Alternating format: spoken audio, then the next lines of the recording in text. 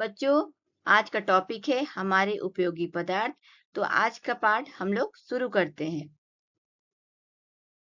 चलो बच्चों, हम लोग आज शुरू करते हैं नया पाठ हमारे उपयोगी पदार्थ। प्राकृतिक और मानव निर्मित पदार्थ का क्या अर्थ है? अब यहाँ पे कह रहा है प्राकृतिक। प्राकृतिक मतलब कि जो हमें नेचर यानी कि हम जो अपने से नहीं बना सकते, हमें प्राकृतिक द्वारा प्राप्त होता है। यानी कि पानी हो गया, धूप हो गया, ये सभी कहाँ से प्राप्त होता है? पेड़ पौधे जो हैं, ये सब हमने थोड़ी बनाए हैं, ये हमें प्राकृतिक के तरफ से मिला है, प्रकृति के तरफ से मिला है, तो इसे हम प्राकृतिक बोलेंगे। और मानव निर्मित क्या बोलेंगे? जो मानव ने बनाया है। यानी कि अगर लकड़ी मिल गया, लकड़ी से क्या बनता है? अब कोई माचिस की तिल्ली बनती है, माचिस बनते हैं, ये सब क्या है? मानव निर्मित है। मानव द्वारा बनाए गए पदार्थ यानी जो मानव ही ने बनाए हैं, तो उसको मानव निर्मित पदार्थ कहते हैं। सेकंड पॉइंट, तुम्हारे आसपास के प्राकृतिक और मानव निर्मित पदार्थों की सूची बनाओ। अगर आप लोग से अब कोई कहे कि प्राकृतिक और मानव निर्मित पदार्थों की सूची बनाइए, तो हमें अच्छे से मालूम हो चुका है कि प्राकृतिक मतलब कि जो प्राकृतिक द्वारा बनाया गया है। मानव मतलब कि मानव निर्मित मतलब कि मानव ने जो बनाया है, उसे मानव निर्मित पदार्थ कहते हैं। प्राकृतिक पदार्थों पे कुछ रासायनिक प्रक्रिया करके तैयार किए गए नए पदार्थ को मानव निर्मित पदार्थ कहते हैं। अभी हमने जैसे पहले ही बताया, अभी हमने बताया लकड़ी का एग्जाम्पल, जो कि सलाई बताया हमने कि कुछ रासायनिक प्रक्रिया करके जो बनाया जाता है। तो सलाई पे क्या, जो हम जलाने के लिए देखते हैं, तो क्या है, साइड में जो तिल्ली की रहती है मैच बॉक्स, तो उसपे क्या रहता है? वो रासायनिक अभिक्रिया द्वारा तैयार की रहती है। उसको हम जैसे तिल्ली करते हैं, लेकिन क्या वो जल जाता है, तो ये रासायनिक अभिक्रिया हो गया। इस प्रकरण में हमने और भी बहुत सारे उदाहरण आपको मिलेगा। अभी हम बताते हैं, आगे की तरफ चलते हैं। इस प्रकरण में हम अपने दैनिक उपयोग के कुछ पदार्थों की जानकारी प्राप्त करेंगे। जैसे अभी देख लो, जैसे है दांत, पहला नंबर यहाँ पर है। दांत स्वच्छ करने के लिए पहले कौन कौन से पदार्थों का उपयोग किया जाता था? अब यहाँ पर है दांत स्वच्छ मतलब दांत धोना। हम लोग सुबह उठते हैं, सबसे पहले क्या करते हैं? कोई बोलता है जल्दी से ब्रश कर लो, लेकिन पहले के लोग क्या करते थे? ऐसा तो नहीं कि अभी के लोग क्या करते हैं? अभी के लोग करते, कोलगेट मिलता है, हाँ, जो भी पेस्ट है उससे ब्रश करते हैं। लेकिन पहले के लोग भी तो ब्रश किया करते थे।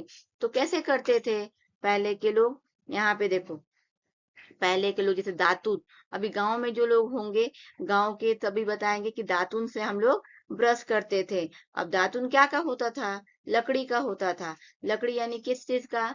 आम के पेड़ का होता था, नीम के पेड़ का होता था। उसके स्टीम जो होते हैं, मतलब तने, उसको काट के छोटा सा बना, मतलब वो ब्रश करते थे उसी का, कि दांतों को स्वस्थ रख सके। अब यहाँ पर है, आज हम दांत स्वच्छ करने के लिए किसका उपयोग करते हैं? आज हम लोग किस चीज का उपयोग करते हैं? आज हम लोग भंजन का उपयोग करते हैं, फिर कोलगेट का उपयोग करते हैं, है ना? तो देखो ये एक और दो में कितना अंतर आ गया। यहाँ पे देख लो, भारत में दांत स्वच्छ करने के लिए पहले बबूल की छाल, नीम के दातून, कोयले का चूर्ण, राख, मंजन, नमक और अनार की छाल का उपयोग किया जाता था। ये सब कब किया जाता था? जब पहले, यानी कि जब पेस्ट नहीं बनाया गया था, पहले के गांव में लोग इसी का प्रयोग ज्यादा करते थे। अब बबूल की छाल, नीम की दातुन, ये सब क्या हो गए? प्राकृतिक द्वारा बने गए हैं, यानी कि हमने इसे नहीं बनाया है। लेकिन ये जो टूथपेस्ट है, टूथ पाउडर पाउडर है, इसका उपयोग इसने मानव ने क्या किया है? ये मानव ने इसे क्या किया? उसको बनाया है। तो क्या हो गया? ये मानव निर्मित हो गया। अब आगे हम समझेंगे ऐसे इसको डिटेल में। देखो इधर समझते हैं हम लोग। टूथपेस्ट, टूथपेस्ट के प्रमुख घटक। अब हम लोग टूथपेस्ट अब देखते होंगे, हर कोई हम देखता होगा, अब सोचता होगा कि टूथपेस्ट कैसे बनाए जाते हैं, तो इसके अंदर होता क्या है, कैसे बनाया जाता है, हम लोग इसमें समझते हैं। Calcium carbonate, calcium hydrogen phosphate दांतों की गंदगी दूर करते हैं। दांतों की गंदगी दूर करने के लिए कैल्शियम कार्बोनेट और कैल्शियम हाइड्रोजन का ही यूज होता है। इसी घटकों द्वारा दांतों की पॉलिश का कार्य होता है। यानी कि ये दोनों जो ये रहता है कैल्शियम कार्बोनेट और कैल्शियम हाइड्रोजन, इसी की वजह से हमारी दांतों की जो गंदगी होती है, जैसे हम लोग ब्रश करते हैं तो फटाफट जो गंदगी है वो दूर करता है। इन घटकों द्वारा दांतों की पॉलिश का मतलब कि हम लोग हमारे दांत जो होते हैं वो चमक आती है। दंत क्षय का मतलब कि दांत का गिरना, इसको क्या बोलेंगे, दंत क्षय रोकने के लिए टूथपेस्ट में निश्चित अनुपात में फ्लोराइड का उपयोग किया जाता है। यानी कि दंत क्षय, दांतों को कोई नुकसान ना हो, दांत अच्छा रहे, इसके लिए क्या यूज किया जाता है, उसमें इस्तेमाल किया जाता है फ्लोराइड का। ठीक है, इस तभी ये टूथपेस्ट हम लोग का बन के रेडी होता है। यह फ्लोराइड दांत के आवरण, इनेमल और हड्डियों को मजबूत बनाने के लिए आवश्यक होता है। फ्लोराइड हमारे दांतों के लिए बहुत ही जरूरी होता है। इसलिए क्या करते हैं, टूथपेस्ट जो बनाते हैं उसके अंदर फ्लोराइड की भी क्वांटिटी डालते हैं ताकि हमारा पेस्ट जो है हेल्दी रहे। ठीक है, अब यहाँ समझते हैं। ईसा पूर्व 500 के पूर्व चीन, ग्रीस और रोम इन देशों के अस्थियों और सीपों का चूर्ण मिश्रित करने मंजन तैयार किया जाता था। अब देखो 500 पूर्व चीन मतलब कि पहले में चीन ग्रीस के लोग, रोम के लोग क्या कैसे यूज करते थे। अब ये अस्थियों के सीपों का चूर्ण, यानी कि जो अस्थि है, यानी कि जो मतलब सीप है, मतलब जो समुद्र के अंदर पाया जाता है, उससे उनका वो मंजन तैयार करते थे और तब दांत साफ करते थे। 19वीं सदी से टूथपेस्ट का उपयोग प्रारंभ हुआ। अब कोई पूछेगा कि टूथपेस्ट कब बनाया गया, तो हम क्या बोलेंगे कि 19वीं सदी में टूथपेस्ट का उपयोग प्रारंभ हुआ। इसमें साबुन का उपयोग किया गया, बाद में खड़िया के समान वस्तु का उपयोग करके टूथपेस्ट तैयार किया गया। पहले तो उसमें साबुन का जो मात्रा था उसमें मिलाया गया, खड़िया खड़िया आगे समझेंगे, खड़िया दिया गया है, छोटा छोटा होता है, छोटा छोटा वो आपको हम डिटेल में इसको खड़िया का भी एक बताएंगे क्या है, आगे समझते पहले इधर।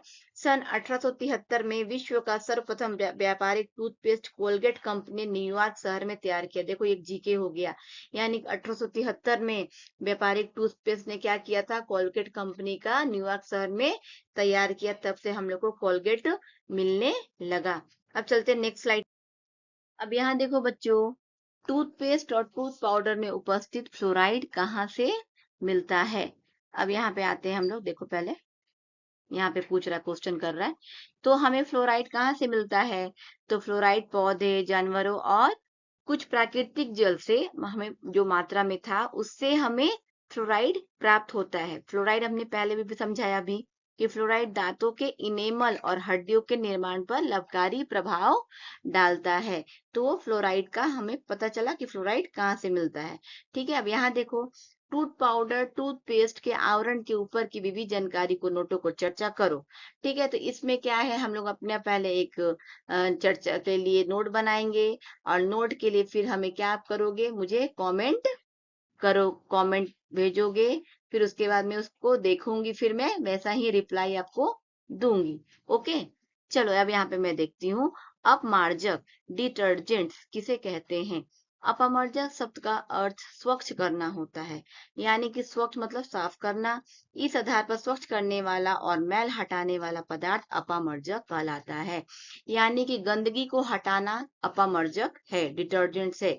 ठीक है, जैसे रीठा, सिकाकाई, साबुन, कपड़े धोने की पाउडर, लिक्विड सोप और शैम्पू, ये सभी अपामर्जक हैं। अब कोई पूछेगा अपामर्जक कौन कौन से हैं, तो हम ये सब, ये जो ये नीचे जो कर रहे हैं, ये से देखो देखो यहाँ पे कर्सर ले जा रहे हैं, तो ये सब हम बताएंगे कि ये सभी अपामर्जक हैं। शरीर और कपड़ों की स्वच्छता के लिए हमें किसका उपयोग करना चाहिए। तब देखो, शरीर के कपड़ों के लिए हमें क्या करना चाहिए, सर्फ का यूज करते हैं, साबुन का यूज करते हैं, तो ये सब क्या आएगा, ये सब अपमर्जक में ही आएगा ना। अब यहाँ देखो सामग्री, कांच की स्वच्छ बोतल, पानी, तेल, अपमर्जक आदि। यानी कांच का एक स्वच्छ बोतल लेना है, पानी लेना है, उसके अंदर तेल डालना है, अपमर्जक में डिटर्जेंट डाल देना है। अब यहाँ पे कृति कैसे करेंगे, कांच की स्वच्छ बोतल में पानी लो, सबसे पहले कांच का बोतल लेंगे, उसके अंदर पानी डालेंगे, उसमें थोड़ा सा तेल डालो, यानी कि एक दो ढक्कन डाल दो तेल। तेल की परत पानी पर तैरेगी, आप अच्छे से देखे होगा, अगर हम पानी लेंगे उसके अंदर तेल लेंगे, डाल देंगे, तो तेल क्या होगा, ऊपर तैरने लगेगा। बोतल का द्रव स्थिर होने पर तेल पुनः पानी में तैरता हुआ दिखाई देगा। आप देखोगे जैसे अगर हम पानी देखोगे शांत हो गया एकदम, कुछ भी हिलडुल हिलेगा नहीं, कुछ भी नहीं होगा, तो क्या होगा, आपको दिखेगा कि वो जो तेल है वो क्या हो रहा है, तैर रहा है पानी के ऊपर। अपमर्जक के विलयन की कुछ बूंदे इस मिश्रण में डालो। अपमर्जक में क्या आ गया, डिटर्जेंट। बोतल को जोर से हिलाओ, पानी और तेल एक रूप हो जाते हैं और मिश्रण का रंग दूधिया दिखाई देता है। जब हम बोतल को हिलाएंगे तो क्या होगा, पानी और तेल मिक्स हो जाता है। अपमर्जक डालते हैं वो क्या हो जाते हैं, सब आपस में घुल जाते हैं और वो जो पानी का रंग है वो क्या हो जाता है, रंग दूधिया यानी कि हल्का सफेद जैसा दिखने लगता है। अब देखो यहाँ पे, ऐसा क्यों होता है? अपमर्जक के अणु अधिक लंबाई के होते हैं और उनके दोनों सिरों के गुणधर्म भिन्न होते हैं। अब यहाँ पे दिख रहे हैं जैसे कि अपमर्जक के जो अणु हैं वो क्या हो रहे हैं, लंबे हो रहे हैं, लंबे रहते हैं। उनका जो गुणधर्म है वो अलग मतलब भिन्न होता है। अपमर्जक के अणु उसके एक सिरे से पानी के अणु तो दूसरे सिरे से तेल के अणु को पकड़े रखते हैं। अब अपमर्जक क्या हो गया, डिटर्जेंट। तो यहाँ क्या बता रहा है, एक कॉर्नर से क्या होता है, जो पानी का अणु है उसको पकड़, वो एक तरफ से कैसे होता है, एक बच्चा लो, एक तरफ से अगला हाथ खींच रहा होता है, मान दो फ्रेंड तीन तुम्हारे, तो एक बच्चा को बोल दो कि तुम बीच में खड़े हो जाओ, एक दूसरा हाथ खींच रहा है और एक दूसरा हाथ खींच रहा है, तो उससे क्या हो रहा है, उसका दोनों तरफ खिंचाव बढ़ रहा है। तो इसी तरह यहाँ बता रहा है कि अपमर्जक का अणु यानी कि एक सिरे से पानी के अणु तो दूसरे सिरे से तेल के अणु को पकड़े रखता है, यानी दोनों तरफ क्या होता है, वो पकड़े, एक दूसरे को पकड़े हैं। इस कारण तेल के अणु पानी में मिश्रित हो जाते हैं और क्या होता है, पकड़ा तो क्या हो गया, जो तेल है वो अपना क्या हो गया, वो अपना पाणु पानी में घुलने लगा, उसका मिश्रित होने लगा, मिक्स हो रहा है। फिर मैल कपड़े में शरीर धोते समय उन पर साबुन की ऐसी ही क्रिया होती है। जब हम लोग कपड़े धोते हैं तो जस्ट यही क्रिया अपने साथ भी होती है। ठीक है। दैनिक जीवन में बालों पे तेल लगाना, हाथों और पैरों को जेल वैसलीन लगाना और तेलीय पदार्थ खाने जैसे विविध कारणों से हमारा शरीर और कपड़े तेलीय हो जाते हैं। अगर हम ये सब प्रोडक्ट यूज करते हैं तो क्या होता है, हमारा जो शरीर है, ये जो स्किन है वो क्या हो जाता है, ऑयली हो जाता है। कपड़ों के खड़े आड़े धागों में यह तेलीय परत पक्की तरह चिपक जाती है। अगर क्या होता है कि अगर हम साबुन साबुन जैसे है, कपड़ा मतलब साबुन में क्या करे कर यहाँ बता रहे हैं, कपड़ों में क्या होता है, कपड़े पे क्या तेल गिर गया तो वो क्या करता है कि धागा जो होता है, कपड़ा अब किस चीज का बना होता है, धागों का बना होता है, रेशम का बना होता है। अब इसकी भी जानकारी हमें धीरे धीरे आगे वीडियो में मिलेगी, आएगा टॉपिक, कपड़े का भी आएगा, ज्यादा डिटेल में हम लोग जाएंगे। जैसे कि तेली पर पकने के वो चिपके रहता है, तो उसके लिए हमें क्या करना चाहिए, अब हमें साबुन का ही उपयोग करेंगे, तभी वो जो तेल है वो निकलेगा। पानी और तेल दोनों को पकड़े रखने के गुणधर्म के कारण साबुन मिश्रित पानी के अनेक प्रकार के पृष्ठ भागों पर सरलता से फैल जाता है। और पानी और तेल क्या कर रहा है, अब दोनों का गुणधर्म क्या हो रहा है यहाँ पर, वो साबुन के मतलब साबुन मिश्रित पानी में क्या हो रहा है, आसानी से फैल जा रहा है। इसके वजह से पृष्ठ भाग पर फैलने की इस गुणधर्म को पृष्ठ सक्रियता कहते हैं। यानी पृष्ठ भाग यानी कि जब मतलब कि सबसे जो पृष्ठ मतलब क्या, पृष्ठ भाग पर सरफेस जो होता है ना, वो क्या हो गया, फैल गया, तो वो क्या हो गया, वो सक्रियता ने तेजी में ठीक है। अपमर्जक पृष्ठ सक्रिय सरफेस एक्टिव होते हैं। अपमर्जक डिटर्जेंट पृष्ठ सक्रिय मतलब सरफेस एक्टिव होते हैं। पृष्ठ सक्रियता का एक प्रभाव झाग उत्पन्न करना है। यानी कि पृष्ठ सक्रिय का मतलब होता है कि अगर हम कपड़े में, यानी इसके वजह से ही हमारा कपड़ा है जो वो, जैसे हम लोग डिटर्जेंट डालते हैं तो उसमें झाग आने लगता है। तो ये कारण हो गया अपमर्जक यानी डिटर्जेंट के लिए। अब यहाँ पे देखो प्राकृतिक अपमर्जक यानी नेचुरल डिटर्जेंट, ये तो बताया गया कि हम, ये मानव निर्मित प्रोडक्ट हो गया, मानव ने क्या क्या मैन मेड, मानव निर्मित यानी कैसे बनाए सर्फ, कैसे कैसे वो है जो तेल जो है हमारे कपड़ों से बाहर होता है, ये सब हमें कैसे उन्होंने कैसे पकड़े हैं, तो वो सब कपड़े से बाहर हो रहा है। अब यहाँ समझते हैं कि प्राकृतिक के में क्या क्या है। रीठा सिकाकाई जैसे पदार्थ, देखो यहाँ पे क्या है, रीठा, पहले के लोग इससे ही बाल धोते थे, इससे ही कपड़े धोते थे और सिकाकाई बालों के लिए यूज करते हैं। मतलब पहले के लोग भी करते थे, आजकल क्या होता है जो मैन मेड बना रहे प्रोडक्ट उसके अंदर ये सब चीजें यूज हो रही है, लेकिन पहले लोग ये हर्बल है और प्राकृतिक है, इसी तरह यूज करते थे, कुछ भी इसमें मिलावटी होता नहीं था। अभी क्या है, उसमें अब क्या है देखो यहाँ पे, अब क्या हम बताए ना मिलावटी बोले थे, उसी तरह देखो इसमें क्या मिलावटी हुआ कि ये रसायन देखो यहाँ पे, उसपे सोपनिन नामक रासायनिक पदार्थ होता है। रीठा और सिकाकाई का मानवीय त्वचा, रेशमी और ऊनी धागे कपड़ों पर हानिकारक प्रभाव नहीं होता है। यानी कि अगर हम, यानी कि रेशमी, यानी कि कैसे होता है, सिल्क, सिल्क जो या वुलन, वुलन धागे, वुलन कपड़े, ये सब पे अगर हम रीठा सिकाकाई से अगर हम धोते हैं, मानवीय त्वचा, यानी कि हम लोग जो अगर साबुन की जगह इसका यूज करें तो कुछ भी हानिकारक, कुछ भी इफ हम लोग को कोई परेशानी नहीं आएगी। रीठा को अंग्रेजी में सोपनट कहते हैं। ये जो रीठा है इसको क्या बोलेंगे, सोपनट इंग्लिश में, जबकि सिकाकाई को सोप कॉर्ड कहते हैं। ये वाला सिकाकाई, ये पहले के लोग इसको इस्तेमाल में लाते थे कपड़े धोने के लिए, नहाने के लिए, ये सब इस दोनों का उपयोग में लाया जाता था। मानव निर्मित अपमर्जक, साबुन आदि समय से उपयोग में लाया जाने वाला मानव निर्मित अपमर्जक है। ऐसा कहा जाता है कि साबुन की खोज पश्चिमी देशों के में लगभग 2000 वर्ष पूर्व हुई थी। उस समय प्राणियों की चर्बी और लकड़ी की राख का उपयोग करके साबुन तैयार किया जाता था। हमें आजकल साबुन के विभिन्न प्रकार देखने को मिलते हैं। यानी कि ये बता रहा है कि 2000 वर्ष पूर्व, यानी कि इतिहास आप पढ़ते होगे तो बहुत अच्छे से समझ जाओगे कि 2000 पूर्व यानी कि बहुत पहले ये साबुन की खोज तो हुई थी किधर, पश्चिमी देशों में। और क्या बनाया जाता था, प्राणियों की चर्बी, यानी कि प्राणियों मतलब जानवर, हाँ, उनके चर्बी को लिया जाता था और लकड़ी के राख मिलाकर ही साबुन का तैयार किया जाता था। लेकिन ये देखो, ये पूरा पूरी तरह से प्राकृतिक है, और यहाँ पे देखो क्या है, मिलावटी हो गया, ये सब क्या हो गया, चर्बी हो गए। यानी कि कहने का मतलब है कि इसमें वो चीजें नहीं है जो इसके अंदर यहाँ पे दिखलाया जा रहा है। अब आगे स्लाइड में हम लोग अच्छे से और समझे।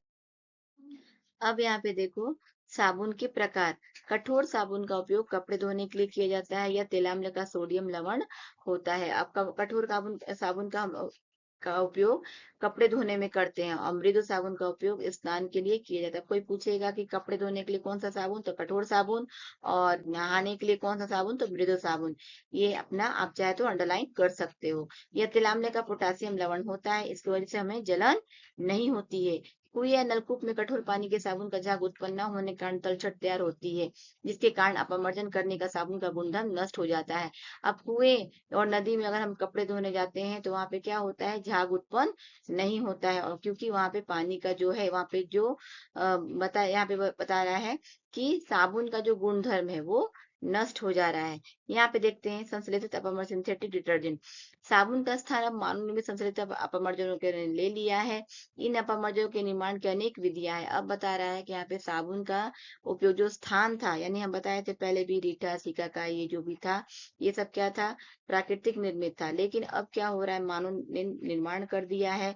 तो अब क्या हो गया है कि हमें संश्लेषित अपमर्जक मार्केट में अवेलेबल है। जो क्या हो रहा है, इसकी मतलब हम लोग अब उसका ज्यादा से ज्यादा इस्तेमाल कर रहे हैं। संश्लेषित अपमर्जक अणुओं में बड़ी लंबाई के घटक प्रमुख रूप से स्निग्ध पदार्थ या मिट्टी के तेल जैसी कच्ची सामग्री से प्राप्त किए जाते हैं। अब बता रहा है कि कहाँ से इसके अणु प्राप्त होते हैं, यानी मिट्टी के तेल। मिट्टी के तेल यानी क्या, मिट्टी के तेल यानी कि जो क्या जैसे जो हम जलावन वगैरह के लिए यूज करते हैं ना, वो तेल हो गया, ठीक है, जो कि हमारे लिए वो अच्छा नहीं है। उसके बता रहा है कि क्या उससे हम, उसके अणु से हमें संश्लेषित अपमर्जक उसके मतलब प्राप्त उसमें यूज होता है। यहाँ पे देखो, उन पर विविध रासायनिक प्रक्रियाएं करके संश्लेषित अपमर्जक बनाए जाते हैं। अब उसके ऊपर भी हमें क्या होता है, केमिकल रिएक्शन किए जाते हैं, रासायनिक प्रक्रिया होती है। उसके बाद उनका उपयोग अनेक प्रकार के प्रसाधनों में किया जाता है। संश्लेषित अपमर्जनों का कठोर पानी में भी उपयोग किया जा सकता है। अब ये जो है, कहने का मतलब है कि बता रहा है कि अगर ये संश्लेषित अपमर्जक अगर हम कठोर पानी यानी कि नदी नलकूप कहीं भी यूज करेंगे तो वो आसानी से क्या हो सकता है, वो झाग भी आएगा और कपड़ा भी आसानी से धुलेगा। ठीक है। अब यहाँ देखो कि साबुन की निर्मित, साबुन कैसे बनता है, प्रिपरेशन ऑफ सोप। सामग्री। अब क्या क्या मिलकर हमारा ये साबुन रेडी हो रहा है जो हम लोग यूज करते हैं। हाँ, देखो यहाँ पे सोडियम हाइड्रोक्साइड 15 ग्राम, यहाँ क्वांटिटी बता रहा है, ठीक है। नारियल का तेल 60 मिली, 15 ग्राम नमक, सुगंधित द्रव्य, कांच की छड़, बीकर, तिपाई, लोहे की जाली, बर्नर, पानी, सांचा आदि। कृति, एक बीकर में 60 मिली नारियल तेल लो। अब बता रहे कि एक बीकर लेना है जिसमें हम नारियल तेल पहले डाल देंगे। 15 ग्राम सोडियम हाइड्रोक्साइड, ठीक है, 50 मिली पानी में घोलो। अब क्या बता रहा है, सबसे पहले नारियल तेल एक बीकर में डाल दिए, सोडियम हाइड्रोक्साइड 15 ml लेंगे, उसके बाद 50 मिली पानी में घोल देंगे, दोनों को मिक्स करेंगे। कांच की छड़ से तेल हिलाते समय उसमें सोडियम हाइड्रोक्साइड का विलयन धीरे धीरे मिश्रित करेंगे। ये जो मिश्रण हमने लिया सोडियम हाइड्रोक्साइड और ये जो पानी, तो क्या करेंगे, सबसे पहले बीच में एक छड़ लेंगे, धीरे धीरे उसको मिक्स करते हुए इस मिश्रण को उसके अंदर डालेंगे। इस मिश्रण को हिलाते रहो और हिलाते हुए उसे गर्म करो। अब कहने मतलब कि उसको हिलाते हुए उसे गर्म करना है, कब तक, 10 से 12 मिनट तक। क्या करना है, इसको उबालना है। गर्म करते समय मिश्रण में तो उफान ना आए, आने की सावधानी बरतो। 200 मिली पानी में 15 ग्राम नमक घोलो और यह विलयन ऊपर के मिश्रण में डालकर हिलाओ। उसमें बोल रहा है पानी भी डालना है, नमक भी डालना है। रासायनिक क्रिया द्वारा हुआ साबुन अब पानी पर तैरेगा। कहने ये मतलब है कि इसमें अभिक्रिया पूरी हो गई। अब ये क्या होगा, ये पानी के ऊपर तैरने लगेगा। कुछ समय के बाद वह गाढ़ा होगा। अब ये इतना होने के बाद प्रोसेस क्या हो रहा है, ये दिख रहा है गाढ़ा होना चालू हो गया। अब यह देखो गाढ़ा हुआ, ये साबुन निकाल कर उसमें सुगंधित द्रव्य मिलाओ। अब क्या हो रहा है कि हमारा साबुन होने के बाद वो क्या करते हैं, परफ्यूम मिलाते हैं, जो यानी कि दिख रहा है को गाढ़ा हो रहा है तो उसके अंदर वो परफ्यूम डालते हैं। और सांचे की सहायता से टिकिया काटो, यानी कि उनको जैसा शेप लेना रहता है साबुन का, वैसा उनके पास सांचा रहता है, उसके अनुसार वो साबुन को रेडी कर देते हैं। उपयुक्त कृति में स्निग्ध पदार्थ की अल्कली का संयोग होकर तेलाम्ल लवण तैयार हुआ। रासायनिक दृष्टि से साबुन तेलाम्ल का सोडियम पोटेशियम लवण होता है। ये पहला नंबर, निर्माण कार्य में कौन से पदार्थों का उपयोग किया जाता है। अब यहाँ बच्चों बताना है अपने को, नीचे दिए गए चित्रों में दिखने वाले घर मजबूत निर्माण कार्य करने से होगा, क्यों। अब यहाँ पे ये जो है आप कमेंट बॉक्स में लिखकर भेजो मेरे को। अब आगे चलते हैं। अब यहाँ पे देखते हैं सीमेंट का उत्पादन। निर्माण कार्य, निर्माण कार्य सामग्रियों में सीमेंट महत्वपूर्ण सामग्री है, यानी कि हम जब घर बनाते हैं तो विदाउट सीमेंट हम लोग घर बना सकते नहीं है। उसमें कंक्रीट तैयार करके कर पत्रे, ईंटे, खंबे और पाइप बनाए जाते हैं, यानी कि ये सब चीजें होती हैं, डलती हैं तो ही घर बनते हैं। सीमेंट सूखा सूक्ष्म कणों वाला हरे राख जैसे रंग का चूर्ण होता है। अब सीमेंट बता रहा है कि कैसा होता है, यहाँ पे हमें देखेंगे। उसे सिलिका, एल्यूमिना, चूना, आयरन ऑक्साइड और मैग्नीशियम से तैयार किया जाता है। अब कोई पूछेगा कि सीमेंट का उत्पादन कैसे होता है, तो हमें बताना होगा कि सिलिका, एल्यूमिनियम ये सब जो हम लेंगे तभी हमारा सीमेंट का उत्पादन होगा। अब यहाँ पे देखो पोर्टलेट सीमेंट का निर्माण कार्य के लिए हम इस्तेमाल किए जाने वाला सीमेंट का प्रमुख प्रकार है। इसमें क्या यहाँ पे सीमेंट का प्रकार बताने लगा कि कितने तरह के सीमेंट पाए जाते हैं। 60% जो पोर्टलेट सीमेंट होते हैं उसके अंदर 60% चूना होता है, 25% सिलिका होता है और 5% एल्यूमिना और उर्वरक भाग आयरन ऑक्साइड और जिप्सम जैसी कच्ची सामग्रियों से पोर्टलैंड सीमेंट बनाया जाता है। ये सब मिलाकर पोर्टलैंड सीमेंट बनता है। इस सीमेंट का बुनावट इंग्लैंड के पोर्टलैंड द्वीप पर निकाले गए पत्थर की तरह होने के कारण उसे पोर्टलैंड नाम दिया गया। अब ये जो सीमेंट है, ये यह जो है यहाँ पे क्या हुआ, पर ये पत्थर यानी कि जो पोर्टलैंड द्वीप है उससे निकाला गया, वो पत्थर की तरह होने के कारण ये बहुत ही कड़क है, इसलिए इसका नाम दिया गया पोर्टलैंड। प्राचीन काल में रोमन लोगों ने सीमेंट और उसके साथ कंक्रीट तैयार किया था। प्राचीन यानी कि बहुत पहले के जो रोमन के लोग थे, ये कैसे तैयार किए थे, कंक्रीट यानी कि जो गिट्टी होता है ना, उसे कंक्रीट कहते हैं। वो सीमेंट और कंक्रीट से तैयार किया था पहले के लोगों ने। भींगे हुए चूने में ज्वालामुखी की राख डालकर जलीय सीमेंट बनाते थे, यानी कि भींगा हुआ चूना, जो हमने बताया चूना, ज्वालामुखी आपने देखा होगा कि ज्वालामुखी क्या राख, यानी कि जब ज्वार भाटा आता है उसमें से जब लावा बाहर आती है वो ठंडा पड़ जाता है, तब वो क्या बनता है, ज्वालामुखी की राख। और उससे क्या बनाते थे, वो जलीय सीमेंट बनाते थे। यह सीमेंट अत्यधिक टिकाऊ होता था, यानी कि बहुत ही स्ट्रांग होता था। रोमन साम्राज्य का अस्त हुआ तो लोग सीमेंट निर्मित की कला भूल गए, यानी कि जब पहले रोमन साम्राज्य जब था तब ये सीमेंट ऐसा बनाया जाता था, लेकिन जब रोमन साम्राज्य अस्त यानी खत्म हो गया तब लोग ये सीमेंट का निर्माण करना भी भूल गए। ईसा पूर्व 1756 में ब्रिटिश अभियंता जॉन स्मिटन ने जलीय सीमेंट बनाने की विधि का आविष्कार किया। अब बता रहे ब्रिटिश जो अभियंता थे इनका नाम था जॉन स्मिटन ने। अब जलीय सीमेंट जो ये रोमन वाले जो अस्त हो गया, यानी कि जब वो नहीं रहे उनका साम्राज्य, तब इन्होंने क्या किया, फिर से उसका आविष्कार किया। कंक्रीट कंक्रीट में सीमेंट, पानी, रेत और गिट्टी मिलाई जाती है। स्लैब मजबूत बनने के लिए उसमें कुछ विशेष द्रव्य मिलाए जाते हैं। अब बता रहा है कि कंक्रीट जो बताया ना, पत्थर जो है वो कैसे बनता है, जो बता रहा है यहाँ पे। ऐसे तो पत्थर तो काट के छट के बनते हैं, लेकिन यहाँ जो बता रहा है कि सीमेंट, पानी, रेत, गिट्टी ये सभी मिलाई जाती हैं, तो क्या होता है, हमारा कंक्रीट यानी कि हमारा सिल बनता है। जो जो हम कभी भी आप देखे होंगे घर अपना बनता है, तो उसके अंदर ये सभी चीजें इसमें मिला दी जाती है, तो हमारा स्लैब क्या होता है, तभी उसमें बनाया जाता है। अगर आपको यह वीडियो पसंद आई हो तो लाइक, सब्सक्राइब और शेयर करना ना भूलें, और हमारे इसी चैनल पर आपको एजुकेशनल और कुकिंग दोनों वीडियो मिलेगा, तो हमारे साथ इसी तरह बने रहें। धन्यवाद।